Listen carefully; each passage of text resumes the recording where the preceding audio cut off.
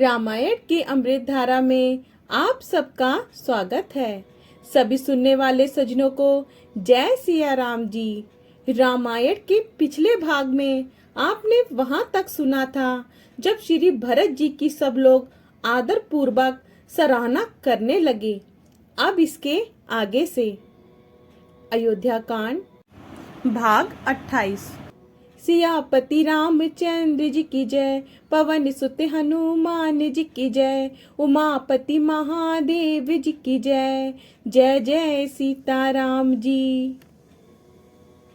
धैर्य की धुरी को धारण करने वाले भरत जी धीरज धरकर कमल के समान हाथों को जोड़कर सबको उचित उत्तर देने लगे।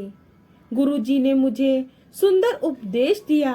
भरत जी कहते हैं, फिर प्रजा मंत्री आदि सभी को यही सम्मत है। माता ने भी उचित समझकर ही आज्ञा दी है और मैं भी अवश्य उसको सिर चढ़ाकर वैसा ही करना चाहता हूँ, क्योंकि गुरु पिता माता स्वामी और मित्र की वाणी सुनकर प्रसन्न मन से उसे अच्छे समझकर करना मानना चाहिए। उचित अनुचित का विचार करने से धर्म जाता है और सिर पर पाप का भार चढ़ता है। आप मुझे वही सरल शिक्षा दे रहे हैं जिसके आचरण करने में मेरा भला हो। मैं इस बात को भली भांति समझता हूँ। मेरे हृदय को संतोष नहीं होता। अब आप लोग मेरी विनती सुन लीजिए और मेरी योग्यता के अनुसार मुझे शिक्षा दीजिए। मैं उत्तर दे रहा हूँ, ये अपराध क्षमा कीजिए। साधु पुरुष दुखी मनुष्य के दोष गुणों को नहीं गिनते। दोहा। पितु सुरपुर सिए राम बन, करन कहू मोहि राजू, एहि ते जानहु मोर हित, के आपन बड़ काजू। सियापति रामचंद्र जी की जय, के आपन बड़ काजू। सियापति रामचंद्र जी की जय। पिताजी स्वर्ग में हैं, श्री सीताराम जी वन में हैं और मुझे आप राज्य करने के लिए कह रहे हैं। इसमें आप मेरा कल्याण समझते हैं या अपना कोई बड़ा काम होने की आशा रखते हैं? मेरा कल्याण तो सीतापति श्री राम जी की चाकरी में है, सो उसे माता की कुटिलता ने छीन लिया।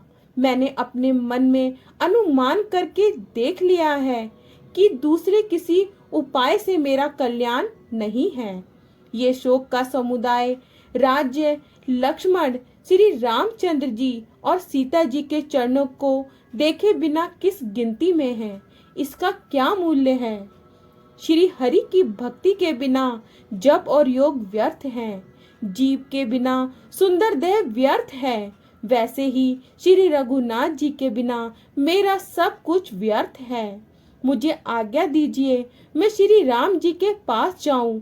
एक ही निश्चय पूर्वक मेरा हित इसी में है और मुझे राजा बनाकर आप अपना भला चाहते हैं। ये भी आप स्नेह की जड़ता मोह के।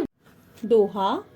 के कई सुअ कुटल मती, राम विमुख गत लाजे, तुम चाहत सुख मोह बसे, मोहि से अधम के राज। सियापति रामचंद्र जी की जय, मोहि से अधम के राज। सियापति रामचंद्र जी की जय। केकई के पुत्र कुटिल बुद्धि, राम विमुख और निर्लज, मुझसे अधम के राज से आप मोह के वश होकर ही सुख चाहते हैं। मैं सत्य कहता हूँ, आप सब सुनकर विश्वास करें। धर्मशील को ही राजा होना चाहिए। आप मुझे हट करके जो ही राज्य देंगे तो ही पृथ्वी पाताल में धंस जाएगी। मेरे समान पापों का घर कौन होगा जिसके कारण सीता जी और श्री राम जी का वनवास हुआ? राजा ने श्री राम जी को वन दिया और उनके बिछुड़ते ही स्वयं स्वर्ग को गमन किया। और मैं दुष्ट जो सारे अनर्थों का कारण हूँ, होश हवास में बैठा सब बातें सुन रहा हूँ। श्री रघुनाथ जी से रहित घर को देखकर और जगत का उपहास सहकर भी ये प्राण बने हुए हैं। इसका यही कारण है कि ये प्राण श्री राम रूपी पवित्र विषय रस में आसक्त नहीं हैं। ये लालची भूमि और भोगों के ही भूखे हैं। मैं अपने हृदय की कठोरता कहाँ तक कहूँ, जिसने वज्र का भी तिरस्कार करके बढ़ाई पाई है। केकई से उत्पन्न देह में प्रेम करने वाले ये प्राण पूरी तरह से अभागे हैं। जब प्रिय के वियोग में भी मुझे प्राण प्रिय लग रहे हैं, तब अभी आगे मैं और भी बहुत कुछ देखूं और सुनूंगा। भरत जी केकई के लिए कहते हैं कि लक्ष्मण श्री राम जी और सीता जी को वन दिया, स्वर्ग भेजकर पति का कल्याण किया, स्वयं विधवापन और अपयश लिया, प्रजा को शोक और मुझे सुख सुंदर यश और उत्तम राज्य दिया। केकई ने सभी का काम बना दिया। इससे अच्छा अब मेरे लिए और क्या होगा। उस पर भी आप लोग मुझे राज तिलक देने को कहते हैं। केकई के पेट से जगत में जन्म लेकर ये मेरे लिए कुछ भी अनुचित नहीं है। मेरी सब बात तो विधाता ने ही बना दी, फिर उसमें प्रजा और पंच आप लोग क्यों सहायता कर रहे हैं। केकई के लड़के के लिए संसार में जो कुछ योग्य था, वह चतुर विधाता ने मुझे वही दिया, पर दशरथ जी का पुत्र और राम का छोटा भाई होने की बढ़ाई मुझे विधाता ने व्यर्थ ही दी। आप सब लोग मुझे टीका कढ़ाने के लिए कह रहे हैं। राजा की आज्ञा सभी के लिए अच्छी है। मैं किस किस को किस किस प्रकार से उत्तर दूं। जिसकी जैसी रुचि हो आप लोग सुख पूर्वक वही कहें। मेरी कुमाता केकई समेत मुझे छोड़कर कहिए, और कौन कहेगा कि यह काम अच्छा किया। जड़ चेतन जगत में मेरे सिवा और जिसको श्री सीताराम जी प्राणों के समान प्यारे नहीं हैं। जो परम हानि है उसी में सबको बड़ा लाभ दिख रहा है। मेरा बुरा दिन है, किसी का दोष नहीं। आप सब जो कुछ कहते हैं सो सब उचित ही है, क्योंकि आप लोग संचयशील और प्रेम के वश हैं। दोहा। राम मात सुटि सरल चित्ते, मोह पर प्रेम विशेषी, कही सुभाए स्नेह बस, मोरी दीनता देखि सियापति रामचंद्र जी की जय। मोरी दीनता देखि सियापति रामचंद्र जी की जय। श्री रामचंद्र जी की माता बहुत ही सरल हृदय हैं और मुझ पर उनका विशेष प्रेम है, इसलिए मेरी दीनता देखकर वे स्वाभाविक स्नेहवश ही ऐसा कह रही हैं। गुरुजी ज्ञान के समुद्र हैं, इस बात को सारा जगत जानता है।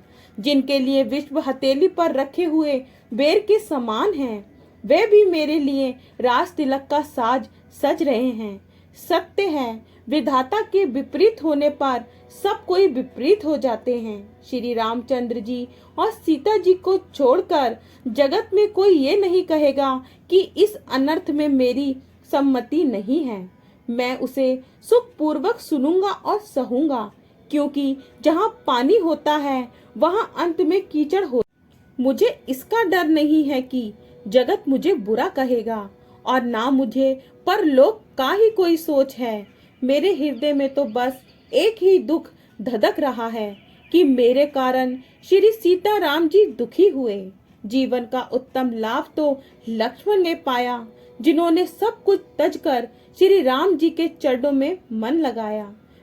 मेरा जन्म तो श्री राम जी के वनवास के लिए ही हुआ था। मैं अभागा झूठ मूठ क्या पछताता हूँ।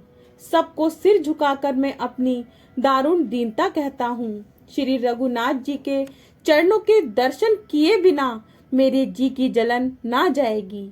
मुझे दूसरा कोई उपाय नहीं सूझता। श्री राम जी के बिना मेरे हृदय की बात कौन जान सकता है।